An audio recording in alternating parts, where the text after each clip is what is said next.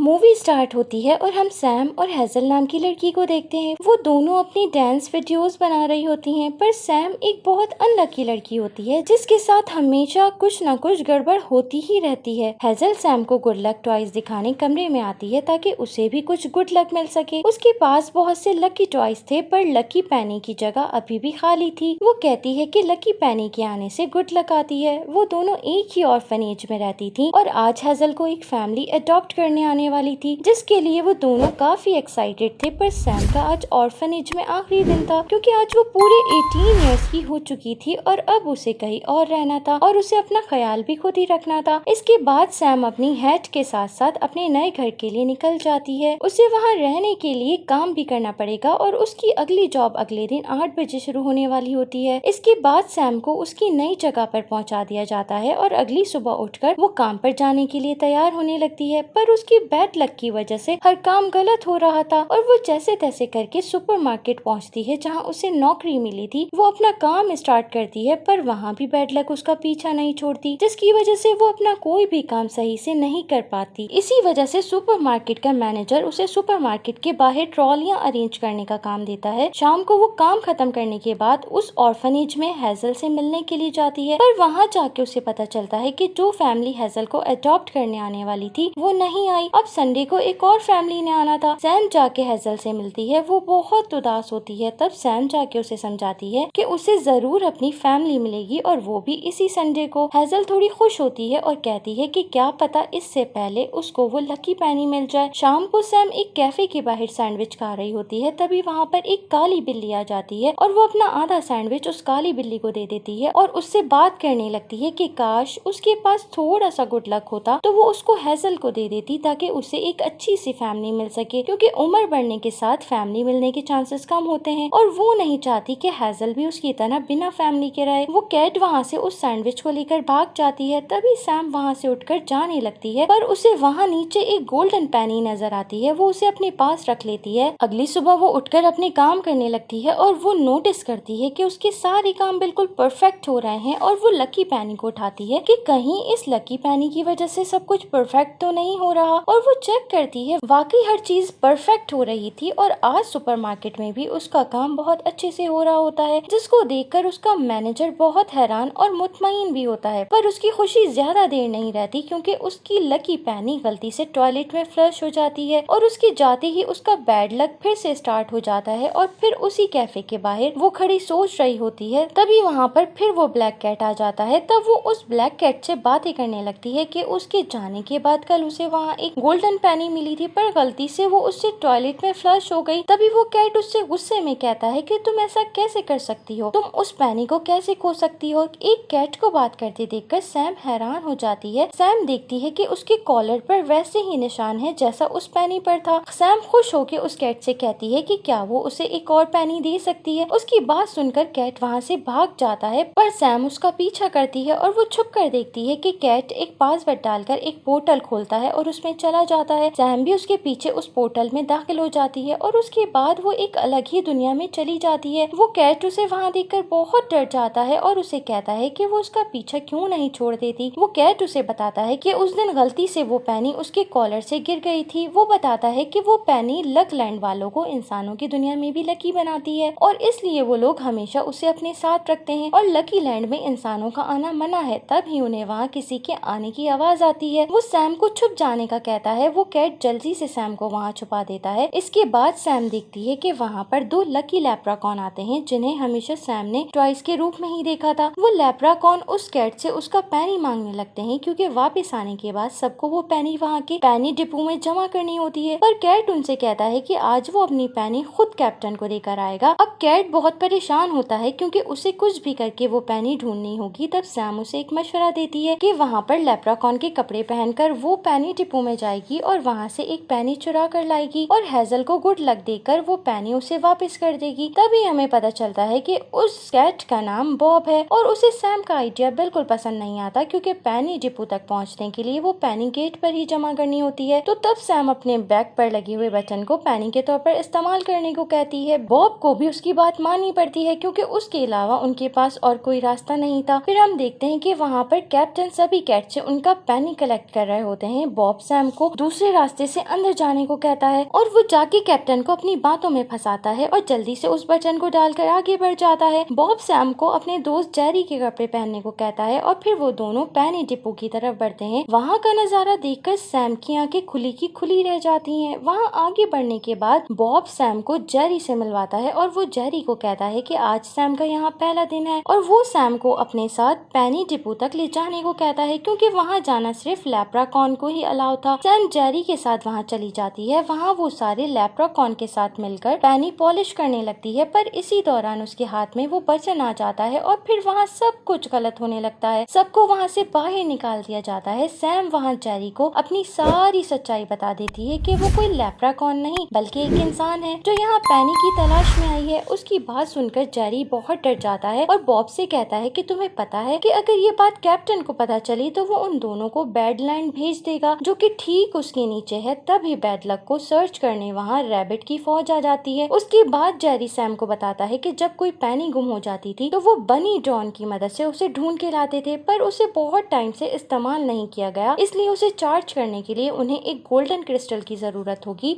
जो कि ऊपर के फ्लोर में है। जेरी सैम से कहता है कि वो जाके बनी डॉन को ले आएगा और वो दोनों कंट्रोल रूम में जाकर उसे ऑपरेट करने का कोई तरीका निकाल लेंगे। इसके बाद वो तीनों अपने मिशन पर निकल जाते हैं और वो तीनों वहाँ के रिसर्च सेंटर में पहुँचते हैं जहाँ पर गुड लक बनाया जाता था। इसके बाद वो वहाँ पहुँचते हैं जहाँ पिग मास्टर वहाँ क्रिस्टल बनाने वाले थे। तभी वहाँ एक ड्रैगन आती है जो लक लैंड की हेड होती है। वो बैड लक को बहुत जल्द ही महसूस कर लेती थी और इसके बाद वो सारे पिग मिलकर क्रिस्टल बनाने लगते हैं और वो तीनों एक क्रिस्टल चुराने की कोशिश करते हैं और बॉब की मदद से वो एक क्रिस्टल चुराने में कामयाब हो जाते हैं, जिसे लेकर जेरी बनी ड्रॉन को निकालने निकल जाता है। वहाँ सैम को बॉब एक मशीन दिखाता है जिसे रैंडमाइजर कहा जाता था, जिसमें सारे क्रिस्टल को डाला जाता था और उन क्रिस्टल को तोड़कर उसमें से गुड लक निकाला जाता था। उस मशीन में 2 स्टोन लगे होते हैं जिसमें से एक ऊपर से गुड लक को खींचता है और दूसरा नीचे से बैड लक को खींचता है और फिर वो उसे मिक्स करके लक लैंड के जरिए इंसानों की दुनिया में भेजते हैं। जेरी जब तक बनी ड्रॉन के पास पहुंच चुका था और अब बॉब कंट्रोल करने का तरीका ढूंढता है। सैम देखती है कि वो वहाँ पूरी दुनिया पर नजर रखे हुए हैं। बॉब वहाँ पर एक बनी का ध्यान बटाते हुए उसका कंप्यूटर ले लेता है और जॉय स्टिक की मदद से बनी को कंट्रोल करने लगता है और उसे पोर्टल की मदद से इंसानों की दुनिया में पहुँचा देता है और बहुत जल्द वो उस पैनी को लोकेट भी कर लेता है। वो बनी उस पैनी को हासिल भी कर लेता है और फिर वो होम बटन दबाकर वहाँ से वापस भी आ जाता है। तभी वहाँ कैप्टन का एक अनाउंसमेंट होता है कि उसे वहाँ पैनी की जगह एक बटन मिला है और उन्हें 3 कैट पर शक है जिसमें एक बॉब भी होता है। तभी हम देखते हैं कि वो बनी जो पैनी लेकर आया होता है वो बहुत गंदा होता है, इसलिए वो वहाँ के डिस्पोजेबल वैक्यूम में चला जाता है और अब उन्हें उसे ढूंढने के लिए गुड लक बैड लक के बीच में जाना होगा क्योंकि वहीं सारा कचरा इकट्ठा होता है। वो दोनों एक लिफ्ट में बैठकर वहाँ जाने लगते हैं, पर सैम गलती से कोई और ही बटन दबा देती है और वो दोनों बैड लक लैंड में पहुँच जाते हैं और नीचे पहुँचते ही सैम लिफ्ट से बाहर गिर जाती है और वहीं फंस जाती है। बॉब उसे वहाँ से निकलने का एक रास्ता बताता है और वो लिफ्ट वहाँ से चली जाती है। सैम को वहाँ पर कुछ मॉन्स्टर्स मिलते हैं जिनसे बचते हुए वो बॉब के बताए हुए रास्ते को ढूंढने लगती है। वहाँ सारी चीजें अजीब तरीके से हो रही थी, कोई भी चीज अपने तरीके से काम नहीं कर रही होती, पर किसी तरह उसे वो रास्ता मिल जाता है जिसके जरिए वो बॉब के पास पहुँच जाती है। वो दोनों अब लक लैंड के दरमियान में होते हैं। तभी बॉब देखता है कि सैम के पैर में बैड लक की धूल आ जाती है। वो उसे फौरन जानने लगती है। तभी उन्हें वहाँ का केयर टेकर जेफ आता दिखाई देता है। वो लोग भागकर वहीं छुप जाते हैं, पर जेफ उन्हें देख लेता है और वो सैम के जूतों से उसकी धूल को साफ करने लगता है। जेफ सैम को अपनी मशीन दिखाता है जिसके थ्रू वो बैड लक को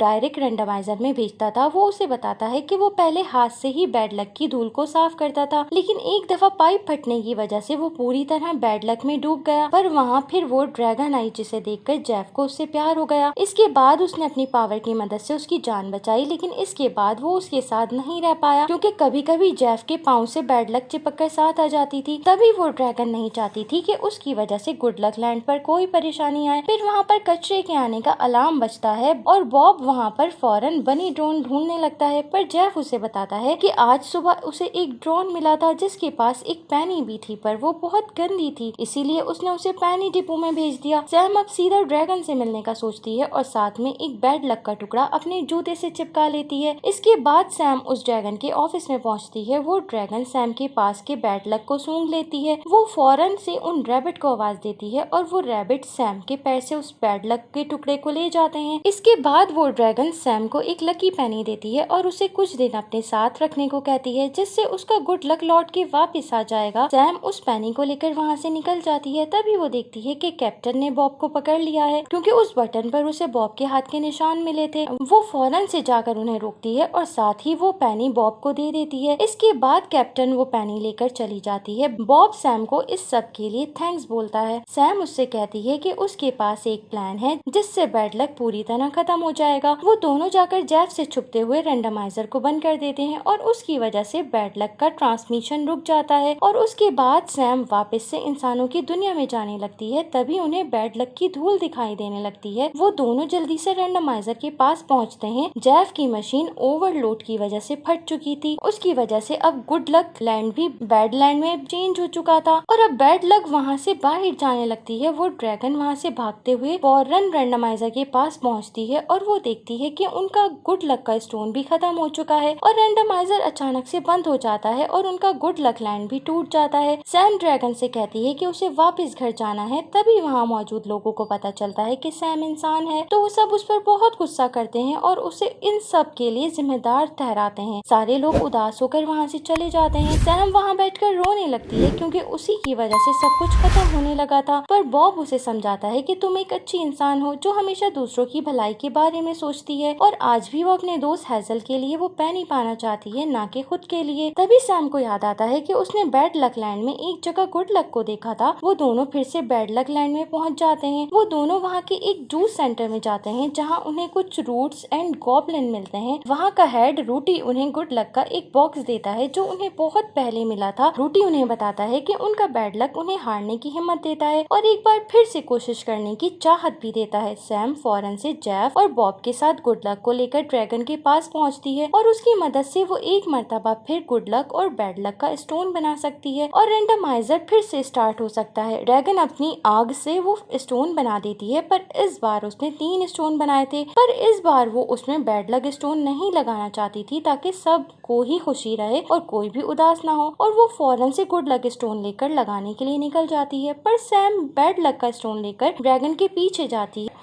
और ड्रैगन को समझाती है कि उन्हें गुड लक और बैड लक दोनों की जरूरत होती है, क्योंकि वो बैड लक की वजह से उन सभी से मिल पाई और अगर उसकी लाइफ में सब कुछ सही होता तो वो ये सब नहीं कर पाती और कभी उनमें दोस्ती नहीं हो पाती। ड्रैगन भी ये बात समझ जाती है कि दुनिया को दोनों लक की जरूरत है और वो दोनों स्टोन को वहाँ पर लगा देते हैं, जिसकी वजह से रैंडमाइजर एक मर्तबा फिर से स्टार्ट हो जाता है और एक मर्तबा फिर से वहाँ सब कुछ पहले की तरह हो जाता है। सैम देखती है कि हेजल को एक फैमिली ने अडॉप्ट कर लिया है और इसके बाद ड्रैगन उन सब के साथ बैड लक लैंड भी जाती है और उनको एक गुड लक का स्टोन देती है। इसके बाद सैम वहाँ से जाने लगती है तो बॉब भी उसके साथ हमेशा रहने की बात करता है और इसके बाद हम सैम और बॉब को हेजल से मिलते हुए देखते हैं और इसी सीन पर मूवी की हैप्पी एंडिंग हो जाती है। Thanks for watching.